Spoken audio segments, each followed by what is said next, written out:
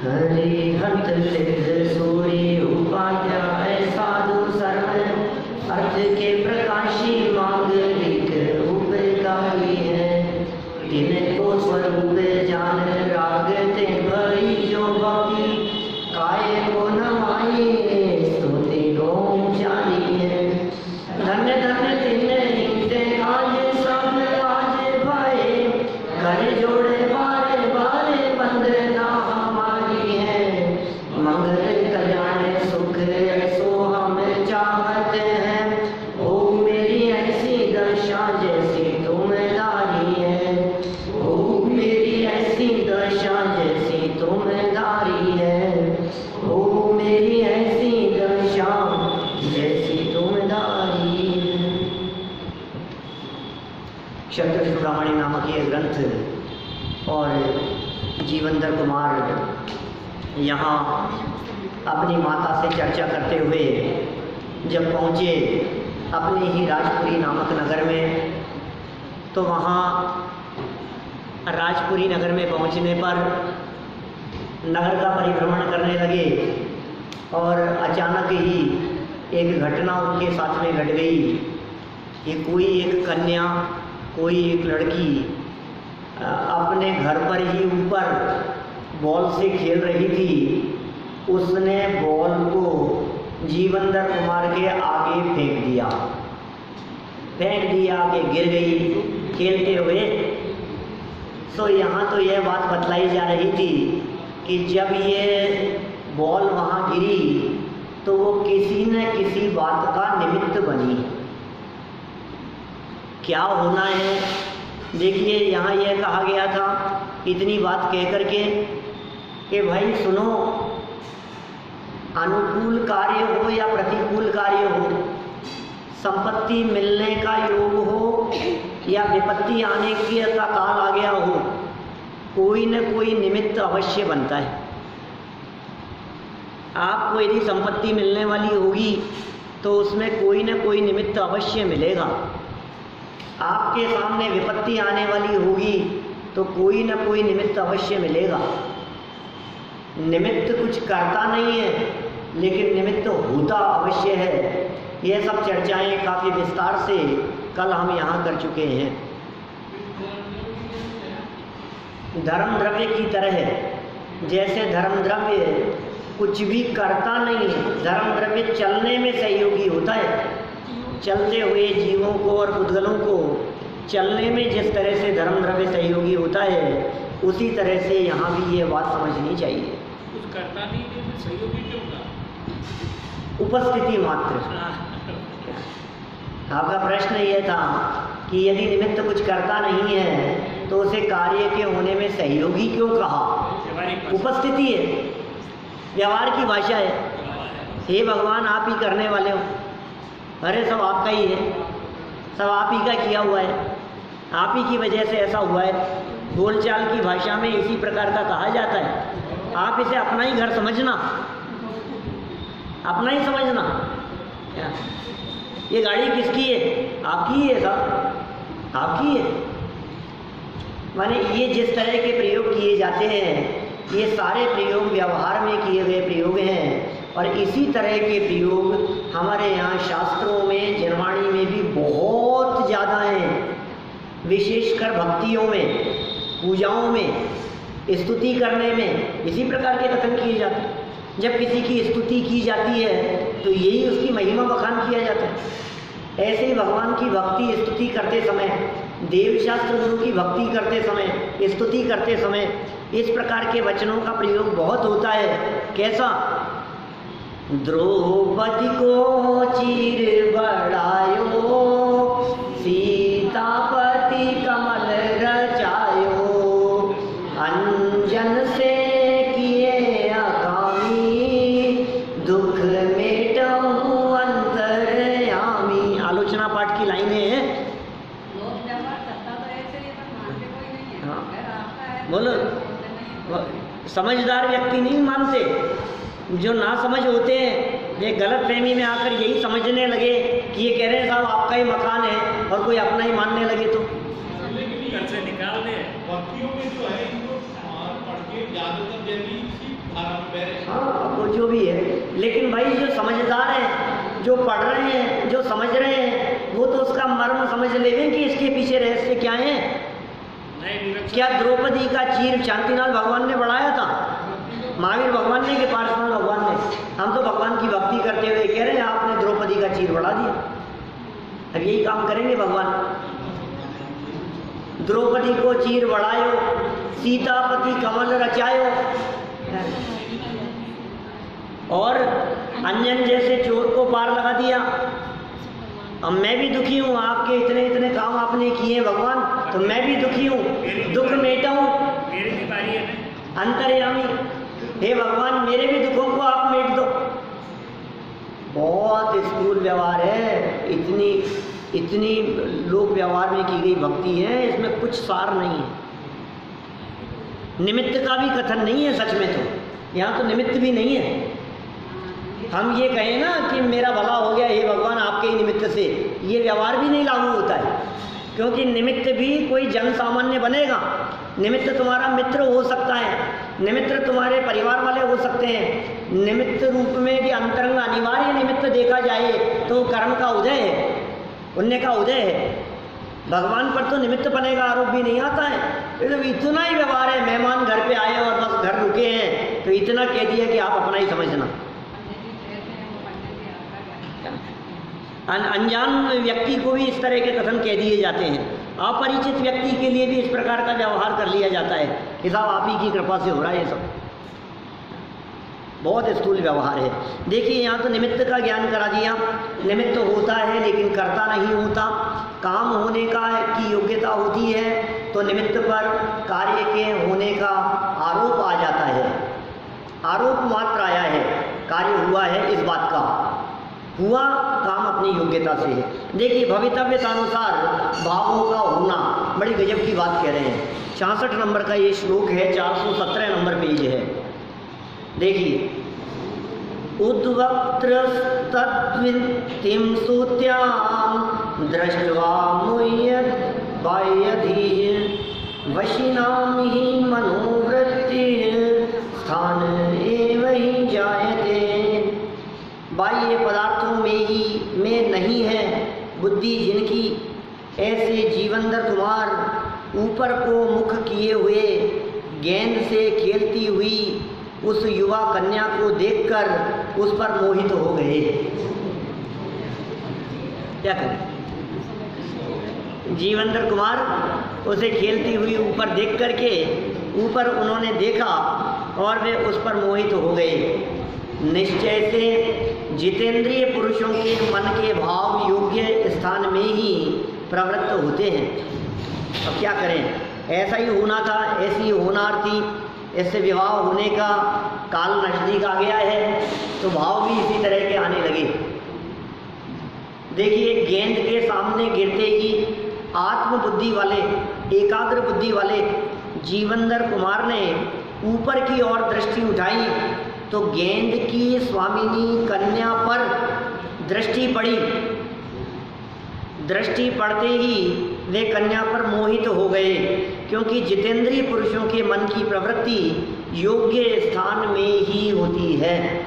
योग्य स्थान में ही होती है, मतलब ये कहना चाह रहे हैं होनहार ऐसी होनी थी इसलिए ऐसे परिणाम आए, इसका नाम है योग्य स्थान।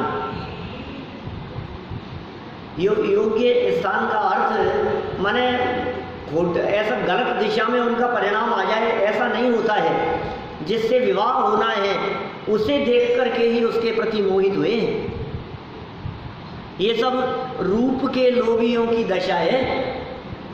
आप जानते हैं उत्तम शौच धर्म के प्रकरण में, अभी यहाँ पंडित जी क्या चलाएंगे मुझे नहीं मालूम, कल से जो आएंगे, लेकिन उत्तम शौच धर्म के प्रकरण में जब चर्चा करते हैं तो हम कई प्रकार के लोभियों की बात करते हैं।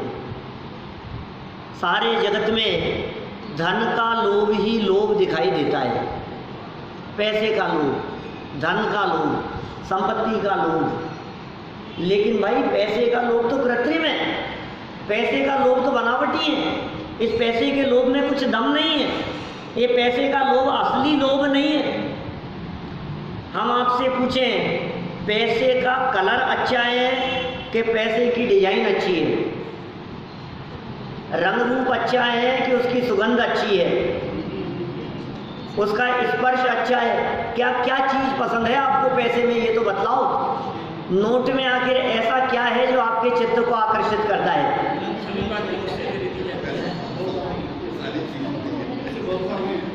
उसके माध्यम से इच्छा के अनुसार भोग सामग्री मिलती है, ये है उसमें। माने कुल मिलाकर के पैसे में कुछ दम नहीं, उसके माध्यम से जो मिलेगा ना, इस वजह से पैसे को चाहता है। हम आपसे पूछते हैं वो 8 नवंबर 2016 उसके पहले के रखे हुए आपके पास के नोट 500 और 1000 के, जिनकी तरफ आपका मन बहुत आकर्षित होता था, बोलो आज यदि वो कोई नोट आपके पुराने कपड़े, किसी कपड़े में मान लो 2-4 हज़ार रुपये निकल जाए, पुराने किसी पर्स में निकल जाए, कहीं कोई पुराने कोई कपड़े ऐसे थे जो निकाले ही नहीं, उसकी जेब में निकल गए, अब आप क्या करोगे? बोलो। कागज है फाड़ के फेंक देंगे, छोटे बच्चे को भी दे सकते हैं, देख ऐसा नोट चलता था, ले खेल। ये क्या हुआ? ये वही नोट है जो कभी 2 साल के बच्चे के हाथ में चले जाए तो फटाफट छीन लेते थे, फाड़ देगा, फट जाएगा। क्या ये वही नोट है? मैंने हुआ क्या ये बतलाइए मुझे। कहने का मतलब ये है कि नोट का लोभ असली लोभ नहीं है। और दूसरी बात यह भी है कि ये नोट का लोभ तो मनुष्य गति में ही दिखता है, लोभ कषाय तो 4 गतियों में होती है, त्रियंचों में लोभ का क्या होगा? नोटों का ढेर लगा दो और सामने घास हो तो गाय इधर से आपके नोटों पर, आपके धन पर, उसको पैरों से कुचलती हुई आगे घास खाने के लिए जाएगी। एक ऐसा लोभ है, कुछ दम नहीं है इसमें। तो कई तरह के लोभ बतलाए हैं हमारे यहाँ आचार्यों ने। पैसे के लोभ की गणना नहीं की उसमें। 5 इंद्रियों के विषयों का लोभ, भोगने का लोभ, उपभोग का लोभ, जीवन का लोभ, और इसी तरह के लोभियों की चर्चा में कई स्थानों पर चर्चा की है नाम के लोभियों की, और कहीं चर्चा की है रूप के लोभियों की।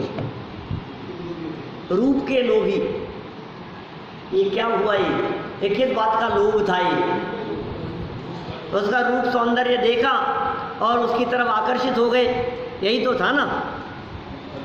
पवनंजय सती अंजना के रूप पर ही तो मोहित हुए थे।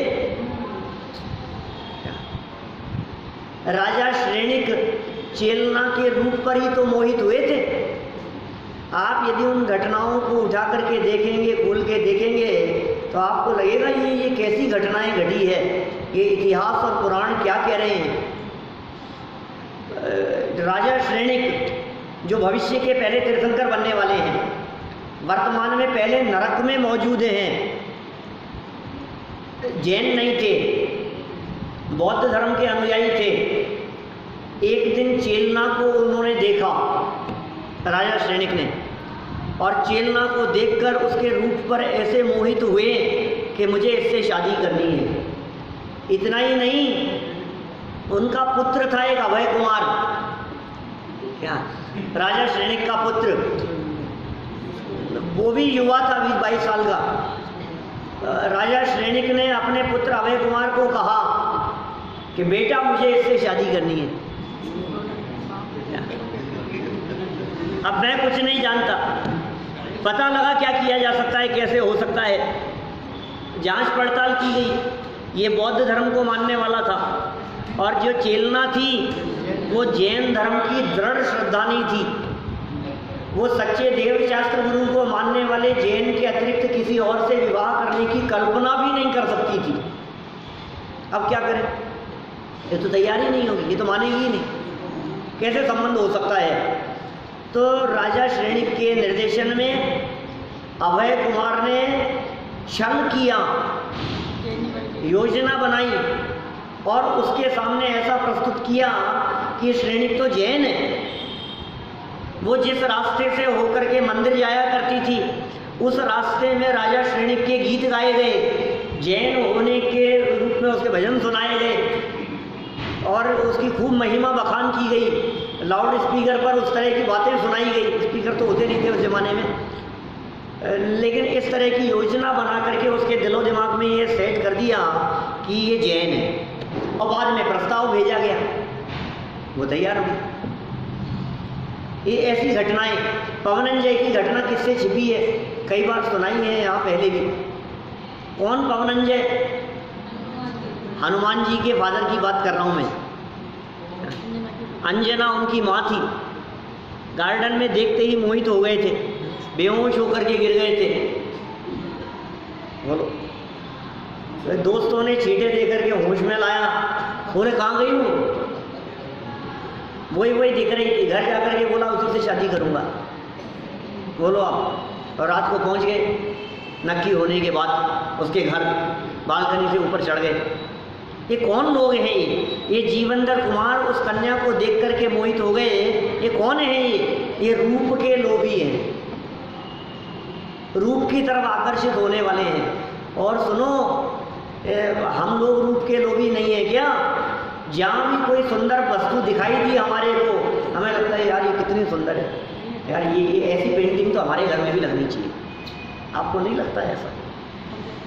ये कितना सुंदर सेट है, ये तो मुझे चाहिए। तो क्या ये रूप का लोभ नहीं है? क्या इस तरह का लोभ हमारे मन में नहीं है कि चलो कश्मीर तो अब घूम के आते हैं, अब तो माहौल धीरे धीरे अच्छा हो जाएगा, वहाँ कश्मीर का ही प्लान बना ले भैया। आप यदि लंदन घूमने जाने की बात करते हो, आप यदि पेरिस घूमने जाने का विचार करते हो, आप यदि दुनिया भर में घूमने जाने की सोचते हो, तो उसके पीछे कारण क्या है? उस जगह का सौंदर्य ही तो उसके पीछे का कारण है। हमारे मन में यही तो है ना कि ये जगह बहुत सुंदर है, ये जगह बहुत अच्छी है, इंद्रगढ़ बहुत अच्छी जगह है। क्यों? आप नहीं गए साहब? बहुत अच्छी जगह। माने हमें वो दृश्य आकर्षित करते हैं। आपको गार्डन क्यों पसंद आते हैं? आपको सीन सिनेरी क्यों पसंद आती है? आपको ये वातावरण क्यों पसंद आ रहा है? चक्षु इंद्रिय का विषय है, ये लोभ है। इस लोभ की तरफ आकर्षित हो गए। नाम के लोभियों की हालत तो क्या बतलाएं आपको, कैसी होती है? जहाँ देखो वहाँ नाम नाम नाम, अपने नाम के लिए कुछ भी करने को तैयार है। ये नाम के ही तो लोभी हैं। जहाँ नाम हो वहाँ लाखों करोड़ों रुपया बहा देवे।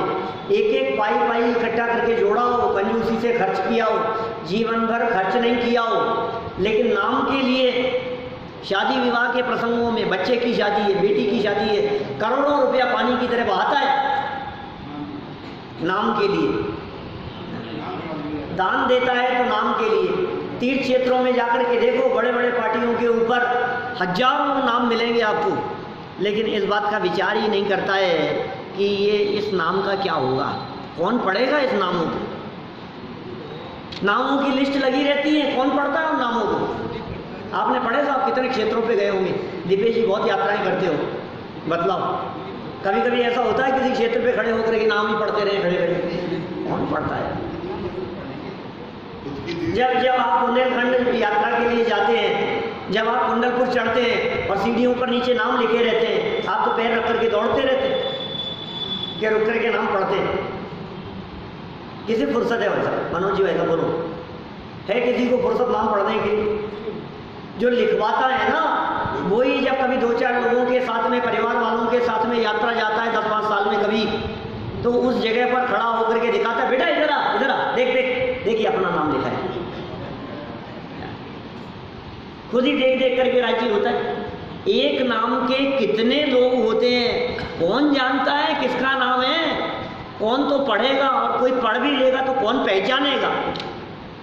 चक्रवर्ती सम्राट जैसे 6 खंड की विभूति के स्वामी जब अपना नाम लिखने के लिए जाते हैं तो चक्रवर्तियों के नाम से भरी हुई शिला देख करके दंग रह जाते हैं। सोचते हैं मेरे जैसा कोई सम्राट नहीं हुआ होगा, और जब देखते हैं तो मेरे से पहले कितने हो गए। तीर्थंकर जैसे महापुरुषों को कोई नहीं पूछ पूछते हैं भाई साहब, आज मैं आपसे पूछता हूँ दिगंबर जैन समाज में कितने लोग ऐसे होंगे, दिगंबर अकेले दिगंबर की क्यों बात करो, श्वेतांबर भी शामिल कर लो, जिनको 24 तीर्थंकरों के नाम याद हैं, बोलो। मैं उन महापुरुष की बात कर रहा हूँ जिन महापुरुषों का एक छत्र राज्य किसी काल में 3 लोक में चला करता था, किसी समय में।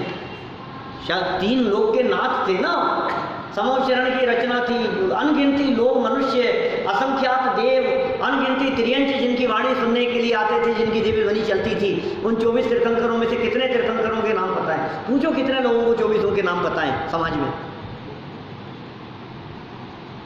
यहाँ भी हो सकते हैं बहुत लोग, कई ऐसे हों जिनको 24 के नाम नहीं पता हो, यहाँ तो होंगे, उम्मीद करता हूँ होने ही चाहिए। हैं आप ही हैं, अब बोलो आप मास्टर साहब, है ना? नहीं साथ याद है क्या? मनोज जी साहब गर्दन ऐसे हिल रही है, बोलो जी तंकन नहीं है ना, बोलो ढोलिया जी। 5-7 तो नाम ऐसे दिख गए भाई साहब, सही कह रहा हूँ ना? बहुत कठिन काम है। अभी सुनो, अभी भूतकालीन 24 की बात करो। अब क्या होगा बोलो? भूतकालीन जो आखिर तीर्थंकर तो हुए हैं ना। हाँ, विदेश क्षेत्र वाले भी हो सकते हैं, बहुत लोगों को याद वर्तमान में तीर्थंकर है। विद्यमान श्री 20 तीर्थंकर सिद्ध प्रभु के गुण गाऊं, रोजाना अपन विद्यमान 20 तीर्थंकरों की बात करते हैं, नाम कितनों को याद है?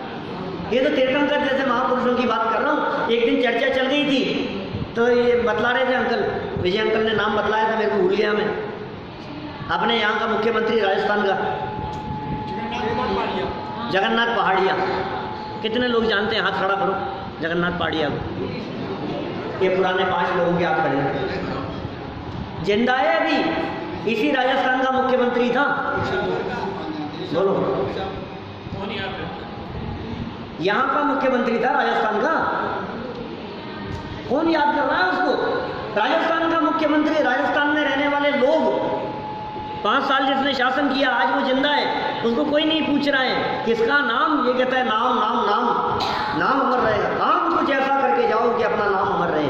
अरे वाह, नाम एक न एक दिन तो सबको मर जाना है, एक न एक दिन तो मर जाएंगे साहब, लेकिन नाम अमर रहेगा। किसका नाम अमर रहेगा? नाम अमर रहेगा।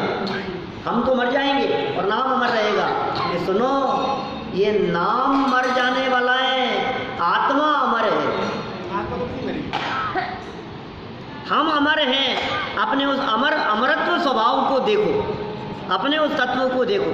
मैं कौन हूँ इसे पहचानने का प्रयास करो।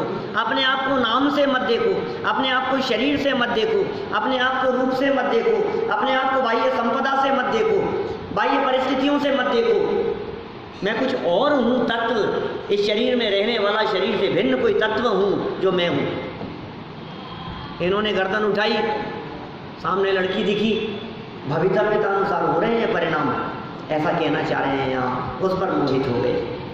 जितेंद्रीय पुरुषों की भी ऐसी प्रवृत्ति हो जाती है। देखिए, कुछ बात समझाना चाह रहे हैं यहाँ विशेषार्थ में। जीवंदर कुमार ज्ञानी, विवेकी, सम्यक दृष्टि, अव्रती गृहस्थ हैं। ये विशेषण लगा दिए। इतने ज्ञानी है भाई साहब, समझदार हैं, ना समझ नहीं है, सम्यक दृष्टि भी है और अव्रती है भी, तो व्रत तो नहीं किए उन्होंने। महाव्रतों को तो ग्रहण किया ही नहीं है, अणुव्रत भी ग्रहण नहीं किए हैं, अतः वे अव्रती हैं।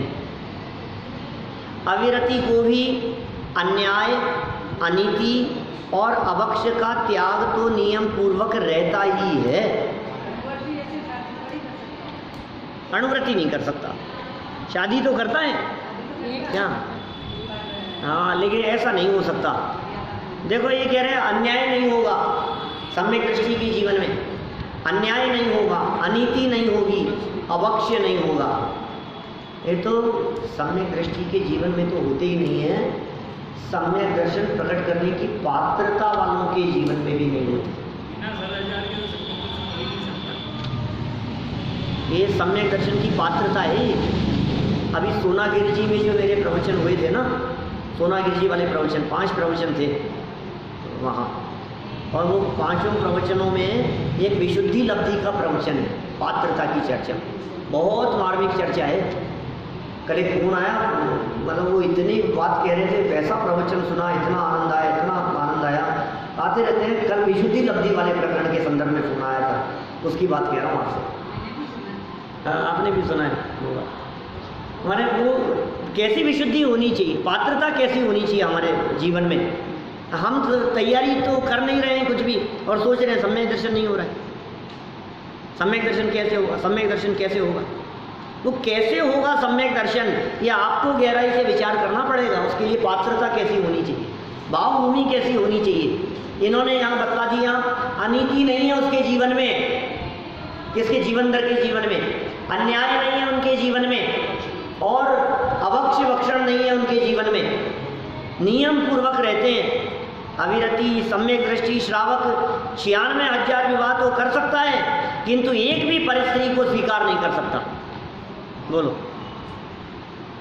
96,000 शादियाँ कर सकता है वो, अविरति है, सम्यक दृष्टि है। चक्रवर्ती की बात कर रहे हैं, शांतिनाथ चक्रवर्ती अवस्था में, कुंतुनाथ भगवान, आरनाथ भगवान, ये 3-3 तीर्थंकर, 3-3 पदवियों के धारी थे। चक्रवर्ती भी हुए, कामदेव भी थे, और तीर्थंकर तो थे ही। चक्रवर्ती जब हुए तो 96,000 विवाह हुए इनके। उन 96,000 विवाह करने तक की मर्यादा है, सम्यक दृष्टि थे।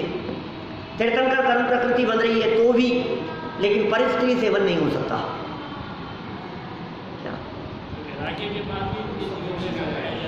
क्या था? हाँ, बिल्कुल होती है, होता है, ये विशेषता है। बिल्कुल बिल्कुल अविरति है, अभी भूमिका के अनुसार है। यही उसके अन्याय के भोग का त्याग है। अन्याय के भोग का त्याग क्या है वो बतलाया है इन्होंने। न्याय है, बिल्कुल। पिता का राज्य लेना तो न्याय है, बिल्कुल न्याय है। देखिए, सम्यक दृष्टि वृत्ति नहीं होने पर भी अपनी भूमिका के अनुसार इंद्रियों पर विजय तो प्राप्त करता ही है। इंद्रिय विषयों में सुख नहीं है, उसे ऐसा दृढ़ श्रद्धान रहता है जो मिथ्यात्व और अनंतानुबंधी कषायों के अभाव से उत्पन्न होता है। अभी आपने इंद्रिय विजय की बात कही ना, यही उसका इंद्रिय यही होना है, बस ये बतलाया है इन्होंने। मिथ्यात्व और अनंतानुबंधी कषायों का अभाव होना, उत्पन्न नहीं होना, इसी का नाम इंद्रिय यही है। उसकी भूमिका, सम्यक दृष्टि की भूमिका में अनंतानुबंधी जन्य भोग नहीं होंगे, मिथ्यात्व जन्य भोग नहीं होंगे। ये मिथ्यात्व और अनंतानुबंधी जन्य भोग क्या होता है? आसक्ति नहीं है। बहुत उदाहरण पहले ऐसे बहुत दिए जाते थे, बहुत सालों से तो कभी ऐसी चर्चाएं नहीं हुई सम्यक दृष्टियों के संबंध में, लेकिन उसकी पकड़ के संबंध में सुने ना, ध्यान आए होंगे।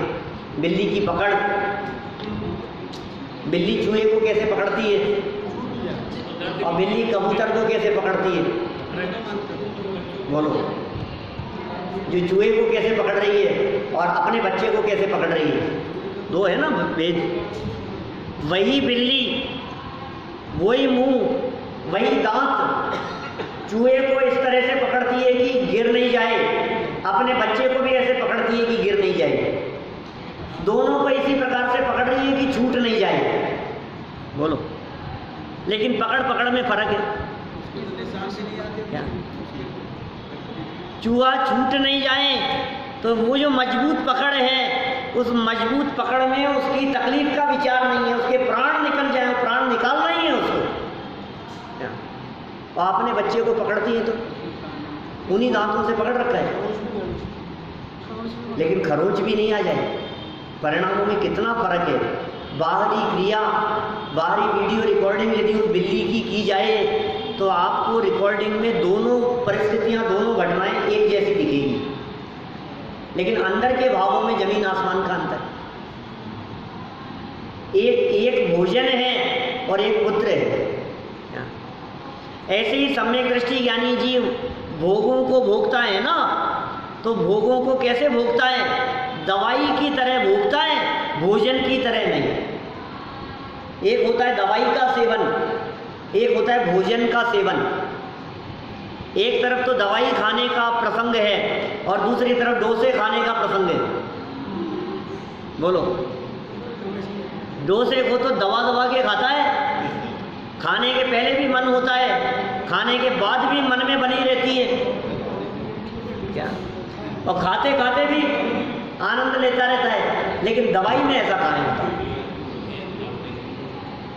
खाने की क्रिया भले एक जैसी हो रही है, लेकिन दोनों में फर्क है ना। दोनों चीजों में, लड्डू खाना और दवाई खाना, दोनों में फर्क है कि नहीं?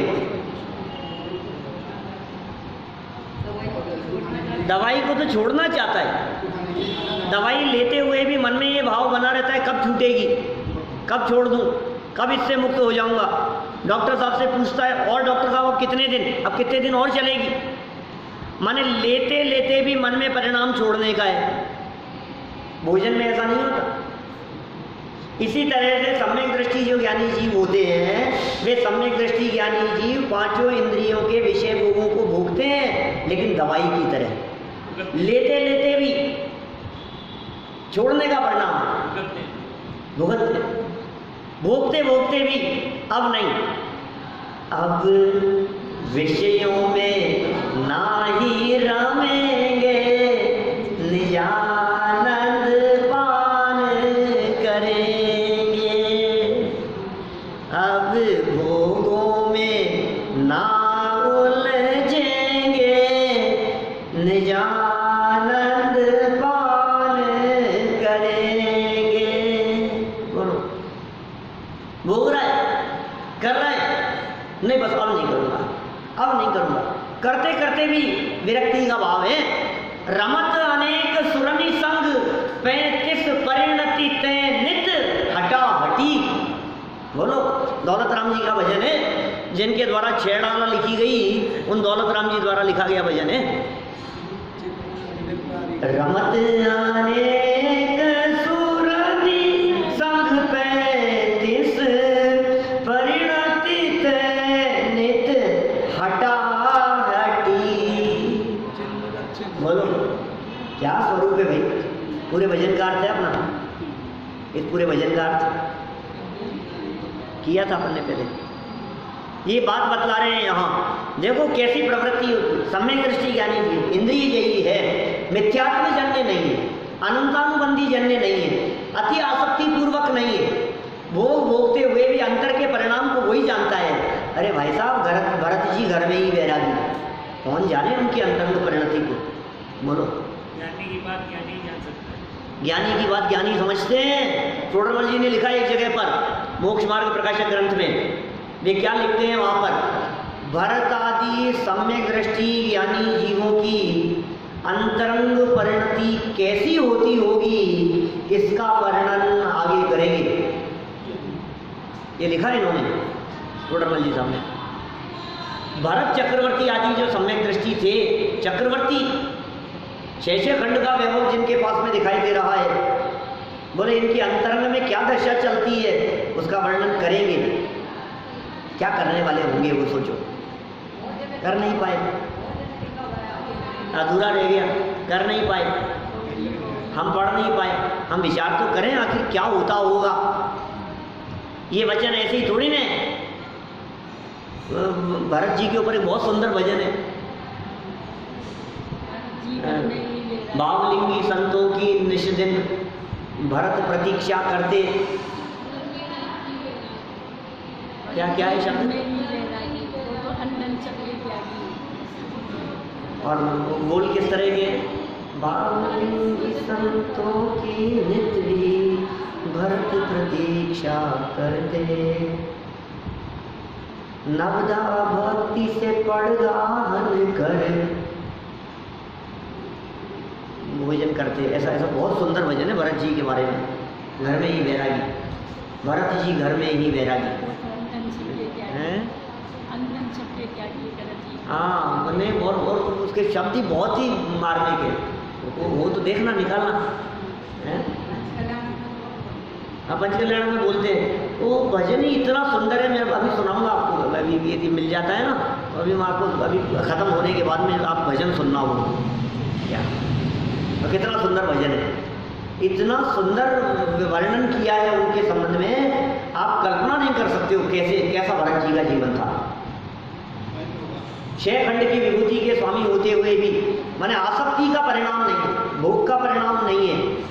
तो ऐसी चर्चा चल गई, कथा सुनी होगी आपने, प्रसंग सुना होगा, ऐसा चर्चा चल गई इस तरह की, और बात कहने लग गया कोई व्यक्ति, हाँ भरत जी घर में ही बैरागी, ऐसे कोई वे इतने महलों में रह रहा है, बैरागी बैरागी कह रहे हो, ऐसा बैरागी कौन नहीं होना चाहेगा।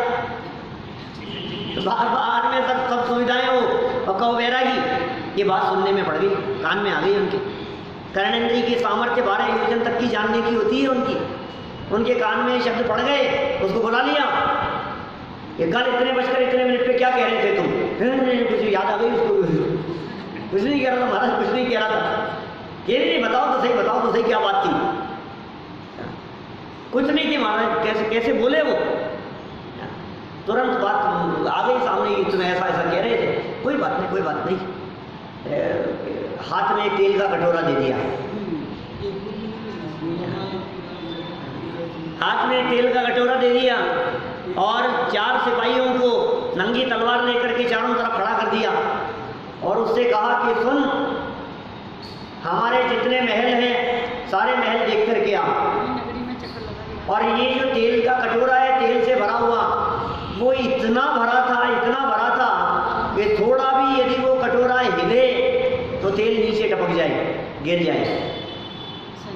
आदेश दिया गया कि एक बूंद भी यदि इस तेल के कटोरे से नीचे गिरी तो ये 4 लोग चारों तरफ तेरे ऊपर निगाह रख के चल रहे हैं, तेरी गर्दन को धड़ से अलग कर देंगे, सावधानी रखना, और जा सारे महल देख कर गया। क्या हुआ फिर राजेश जी, क्या हुआ? गया सब देखे उसने, सारे महल देख करके आ गया, और आने के बाद चक्रवर्ती सम्राट ने पूछा, बताओ कैसे लगे महल, देखे कि नहीं महल? महाराज मुझे तो कटोरा दिख रहा था, महाराज मुझे तो मौत दिख रही थी, मुझे तो अपनी गर्दन धड़ से अलग होती हुई दिखाई दे रही थी। मैं क्या बताऊं तुम्हारे को, क्या कहूं मैं, कोई शब्द नहीं है मेरे पास में। समझ में आ गई उसकी सारी बातें, समझ में आ गई। भरत जी ने कहा, सुन, तेरे पीछे तो 4 चल रहे थे तलवारें लेकर के, हमारे पीछे 8 पड़े हैं कर्ण। ये 4 पीछे पड़े होने पर तुझे मौत दिखाई दे रही थी, तो हमें जब 8 कर्म दिखाई दे रहे हैं तो हम कैसे इनमें लिप्त रह सकते हैं? घूमते हुए भी, विचरण करते हुए भी, उस माहौल में रहते हुए भी कैसे रहते हैं? रहते हुए भी ऐसे रहें जैसे रह ही नहीं रहे हो। होता है ऐसा। तो एक राजा था, उस राजा को ऐसी शौक था पशुओं को पालने का, तो अचानक एक व्यक्ति जो जंगल में जाता था और पैरट पकड़ करके लाता था, पोपट तोता वो पकड़ करके लाता था। अचानक उसको एक ऐसी जाति का तोता पकड़ में आ गया जो जावत जाति के तोते होते हैं, जो बोलने लगते हैं, बहुत होशियार होते हैं, मनुष्यों से बुद्धिमत्ता से बातचीत करने लगते हैं, ऐसे होते हैं। वो पकड़ में आ गया, वो जाति पहचान गया, तो ऐसा हाथ में आ गया। मार्केट में जाकर के उसने बेचने का प्रयास किया, बहुत बतलाया, कोई तैयार नहीं हुआ, किसी ने उसकी बात पे भरोसा नहीं किया। अभी तो छोटा है ये, लेकिन बोलने लग जाएगा, ही मेहनत करनी पड़ेगी इसके साथ में, हो जाएगा ऐसा, महीने 2 महीने में ऐसा हो जाएगा। कोई नहीं माना, कोई तैयार नहीं हुआ। राजा के पास में गया, राजा को मनाया, राजा मान गया, मैं विश्वास करता हूँ, लेकिन रोजाना एक पहरेदार तेरे घर पर जाकर के दस्तक देगा, यह रोजाना तुझे यहाँ आकर के हाजिरी देके जानी पड़ेगी, जब तक ये बोलेगा नहीं, और यदि तेरी बात सही है तो तुझे बहुत पैसा देगा। ठीक है, कोई बात नहीं, छोड़ के चला गया। तोते को छोड़ दिया, मैंने 2 महीने में सच में वो बोलने लगा, मनुष्यों जैसे बातें करने लग गया, चर्चा करने लग गया, राजा से आते जाते जय जिनेंद्र करता, हाय हेलो बोलता, कुछ भी कोई भी राजा ऐसी बात होती, राजा भी चलते फिरते उससे बात करता था, वो बहुत आनंदित समय बीतता था। अचानक क्या हुआ, एक बार नगर में एक मुनिराज आए। मुनिराज आए तो राजा मिलने के लिए जाने वाला था, तोते को भी पता लग गया। जब राजा जाने वाला था मुनिराज से दर्शन करने के लिए, तो तोते ने राजा से कहा कि मुनिराज के पास जा रहे हो? यहाँ बोले मेरा भी एक प्रश्न पूछ लेना। ये बोलो क्या प्रश्न है? कि मुनिराज से पूछना मुक्ति का मार्ग क्या है, मुक्ति का उपाय क्या है, मुक्ति का उपाय क्या है, पूछिए। राजा ने ठीक है, मुक्ति का उपाय क्या है, प्रश्न है इसका, पूछे आएंगे जाकर के क्या। और गया राजा, मुनिराज के दर्शन किए, आराम से चर्चा पूछ की, और अचानक याद आ गई। तो उसने कहा राजा ने कि महाराज मेरे घर पे एक तोता पाला हुआ है और उसका एक प्रश्न था कि मुक्ति का उपाय क्या है। मुनिराज ने सुना, सुनते ही मौन हुए, एक शब्द भी बोले नहीं। जिस आसन पे थे वहाँ से नीचे उतरे और लेट गए। राजा ने सोचा आराम का समय हो गया होगा, क्या नहीं देना है जवाब कि पता नहीं होगा, अपन क्यों बैठे, चले अपन चलते हैं। चले गया राजा, वापस चला गया। जाते ही फिर पूछा उसने मेरा प्रश्न पूछा था क्या, कि पूछा तो था लेकिन कोई जवाब नहीं दिया, कि कुछ तो हुआ होगा, कि हुआ क्या था, मैंने पूछा उनसे, उनको जवाब नहीं देना था, मौन हो गए, नीचे उतर करके लेट गए। आराम का समय हो गया होगा, कल जाऊंगा तब पूछूंगा दोबारा। ठीक है, राजा बढ़ गया, तोता समझ गया। तोता जिस पिंजरे में था, उस पिंजरे में जिस पल्ले पे झूल रहा था, वहां से नीचे उतरा पिंजरे में और उतर करके सो गया, पड़ गया नीचे क्या। और उसके जो कर्मचारी थे, सिपाही वगैरह थे राजा के, उन्होंने देखा कि तोता मर गया। उन्होंने राजा से कही क्या कि राजन, तोते के तो प्राण निकल गए।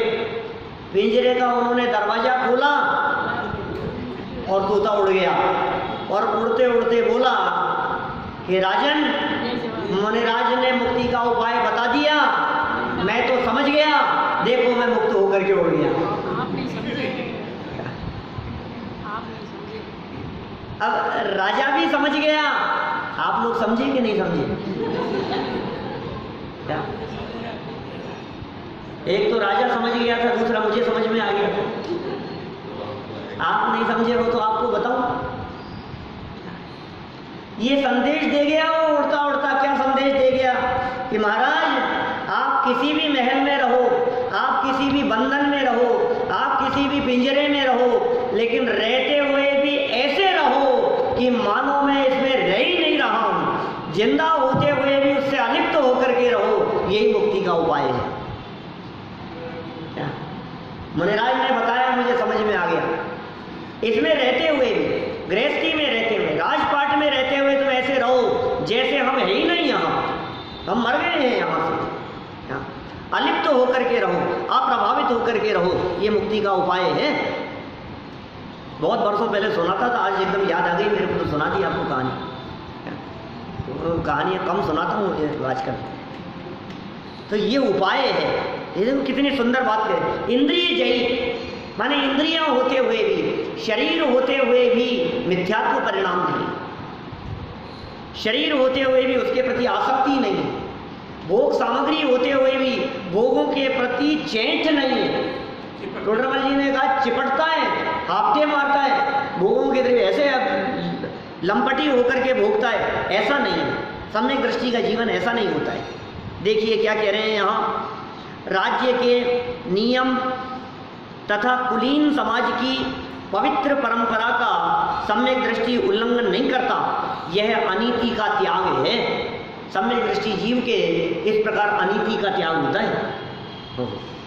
अनंत काय वनस्पति जैसे आलू प्याज, लहसुन, शकरकंद, गाजर, मूली आदि का त्याग ज्ञानी के जीवन में, समझदार व्यक्ति के जीवन में। आलू का तो होगा बहुत लोगों को, लेकिन गाजर का भी है या नहीं है, शकरकंद का है या नहीं है, मूली का त्याग है या नहीं है। साल में महीने भर के लिए आती है, पाप साल भर लगता है,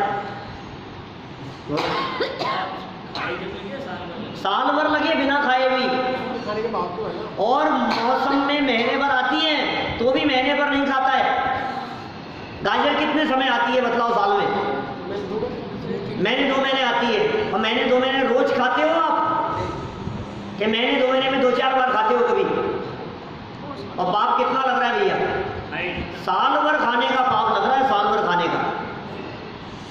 क्यों? क्योंकि कभी भी नियम नहीं है ना, त्याग नहीं है ना। बहुत विस्तार से बातें हो सकती है। रात्रि भोजन का त्याग, हाँ पूरा ही रात्रि भोजन का त्याग होना चाहिए। मद्य का त्याग, मद्य माने शराब, मांस का त्याग, मधु माने शहद का त्याग, अनचने पानी का त्याग इत्यादि सभी प्रकार के अभक्षों का त्याग तो सम्यक दृष्टि के रहता ही है। इस प्रकार सम्यक दृष्टि जीव अनीति, अन्याय और अभक्ष का त्यागी होता है। ये ज्ञानी थे और विशेष परिस्थितियों में इस प्रकार की परिस्थिति अचानक उनके साथ में बनी है। आगे क्या घटना होने वाली है, क्या घटना घटने वाली है, इसकी चर्चा तो फिर अपन 10 लक्षण के बाद जब पुनः अपना यहाँ शुरू करेंगे प्रकरण, तब अपन इस बात को आगे बढ़ाएंगे। अभी की बात को इसी भावना से विराम देता हूँ कि भोग हो जीवन में, लेकिन आसक्ति पूर्वक नहीं हो, विरक्ति पूर्वक हमारे जीवन में हो, और अल्पकाल में छूटकर अतीन्द्रिय आनंद का रसास्वादन करें। इसी भावना से बात को विराम देता हूँ।